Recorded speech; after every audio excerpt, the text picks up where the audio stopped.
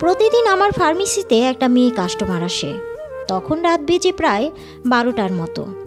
আজকেও তার বিপরীত হলো না। 12টা বাজার 5 মিনিট আগে সে আসলো, এসে কিছু ওষুধ নিল। আমি তাকে জিজ্ঞাসা করলাম, আপু, আপনি একজন মেয়ে হয়ে এত রাতে কেন আসেন ফার্মেসিতে ওষুধ কিনতে? বাসায় কি কোনো পুরুষ মানুষ নেই? আসলে ভাইয়া, আমি একটা দোকানে টেইলারিংয়ের কাজ করি, যেটা এখান থেকে প্রায় 5 কিলো দূরে। তাই আসতে আসতে দেরি হয়ে যায়। আর বাসায় আমি ছাড়া আর কেউ নেই ওষুধ কিনে নিয়ে যাওয়ার মতো। আম্মু আছে, কিন্তু সে অসুস্থ। আর ওষুধগুলো আম্মুর জন্যই নেই প্রতিদিন। ও আচ্ছা, তাহলে একবারে সব ওষুধগুলো কিনে নিয়ে যান, তাহলে আপনার সুবিধা হতো আর কি। মাস শেষে যেই টাকা বেতন পাই সেটা ঘর ভাড়া আর খাবার খরচে শেষ হয়ে যায়। তাই একসাথে ওষুধগুলো কিনতে পারি না। প্রতিদিন আমাকে নাস্তা আর যাওয়া আসার গাড়ি ভাড়ার জন্য যেই টাকা দেয় সেটা বাঁচিয়ে আম্মুর জন্য ওষুধ কিনে নিয়ে যাই। মেয়েটার কথাগুলো বুকে এসে বিঁধল। একটা মেয়ে কতটা অসহায় হলে প্রতিদিন 5 কিলো মোট 10 কিলো হাঁটতে পারে। তাকে কিছু বলে সান্ত্বনাও দিতে পারলাম না। সান্ত্বনা দেওয়ার মতো কোনো শব্দও মুখে উচ্চারণ হচ্ছে না আমার। এমনও কাস্টমার আসে আমার দোকানে যাদের ওষুধের কোনো প্রয়োজনই নেই, তবুও শুধু শুধু ওষুধ কিনে নিয়ে যায় যদি পরে প্রয়োজন পড়ে সেজন্য। আমি তাকে বললাম, অনেক রাত হয়েছে, সাবধানে যাবেন। আর কোনো ওষুধ লাগলে আমার দোকান থেকে নিতে পারেন, টাকা পরে দিলেও হবে। আচ্ছা ঠিক আছে ভাইয়া, দোয়া করবেন, আসি। একটা মিষ্টি হাসি দিয়ে চলে গেল। আজ সকালে একটু দেরি করে দোকান খুললাম। শরীরটা তেমন ভালো না। দোকান খুলে মাত্র বসেছি, হঠাৎ করে সেই মেয়েটা এসে বলল, আপনার জন্য প্রায় অনেকক্ষণ ধরে অপেক্ষা করছি ভাইয়া। এত দেরি করে কেউ দোকান খোলে?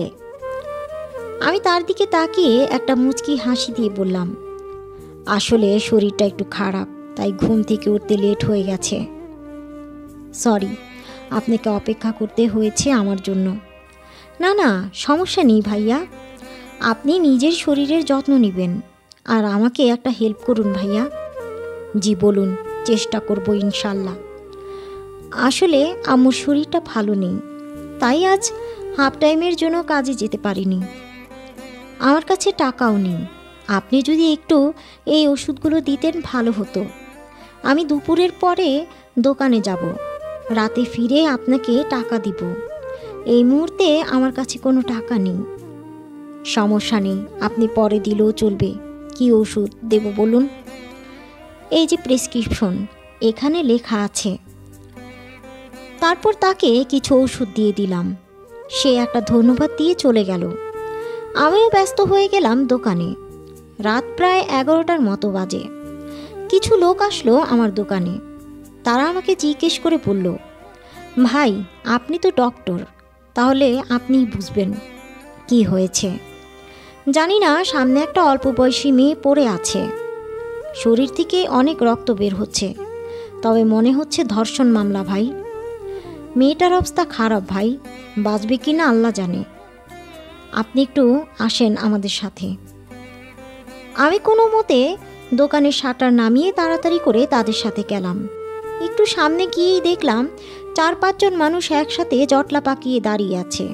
তাদেরকে সরিয়ে ভিতরে ঢুকে দেখলাম সেই মেয়েটা পড়ে আছে। শরীরের বিভিন্ন অংশে খামচির দাগ। তার শরীরে জামা কাপড়গুলো ঠিক নেই। একজন বয়স্ক ব্যক্তি একটা গামছা দিল, সেটা দিয়ে তাকে ভালোভাবে ঢেকে দিয়ে জিজ্ঞেস করলাম, এই অবস্থা কে করলো?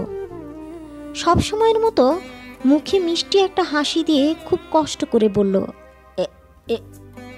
এখান দিয়ে আসছিলাম। তারপর বাদ দেন ভাইয়া। জানেন, আমি খুব টেনশনে ছিলাম আপনার টাকাগুলো দিতে পারবো কিনা, এর জন্য।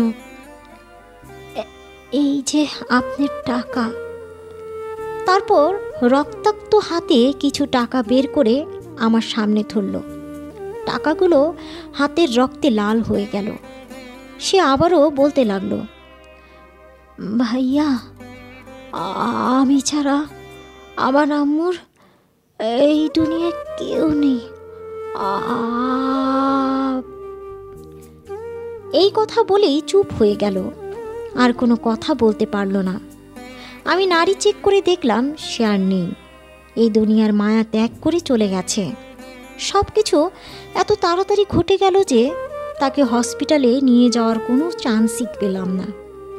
তাড়াহুড়ো করে একটা ফুলের মতো প্রাণ চলে গেল এই দুনিয়া থেকে, কিছু জঘন্য পশুদের কারণে। একটা ফুল ঝরে গেল এই দুনিয়া নামক বাগান থেকে। আরও একজন বোন ধর্ষণের শিকার হয়ে কোনো বিচার না পেয়েই দুনিয়ার মায়া ত্যাগ করে চলে গেল। আরও একজন মায়ের বুক খালি করে দিল কিছু মানুষ নামক নিকৃষ্ট জীব। এভাবে আর কতদিন?